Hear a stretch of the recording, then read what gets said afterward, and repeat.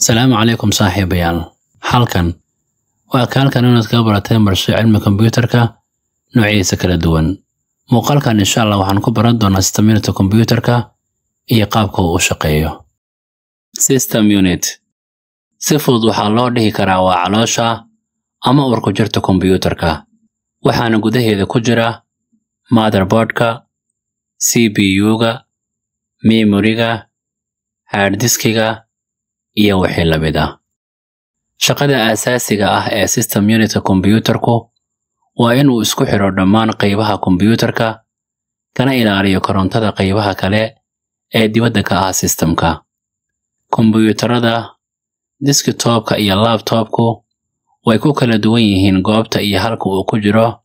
system unitkooda waxaana kombiyuutarada loo qaybiyaa 3 nooc marka lagu salaynayo qaabka uu u yaalo system unitkooda 1 traditional desktop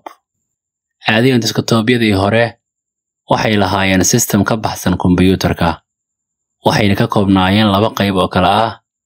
desktopka oo gaar ah iyo systemka oo gaar ah kombiyuutar dhaqameedku hard disk-ga CPU-ga iyo memory-ga waxay ku jiraan gudaha systemka halka keyboard-ka iyo mouse-kana ay ku rikaban yihiin desktopka 2 all-in-one desktop waa desktop isku dhisan kaasoo systemkiisu uu ku jiro muraayadda gadaasheeda kombiyuutarada isku dhisan kaliya mouse-ka iyo keyboard-ka ayaa bannaanka yaala halka hard disk-ga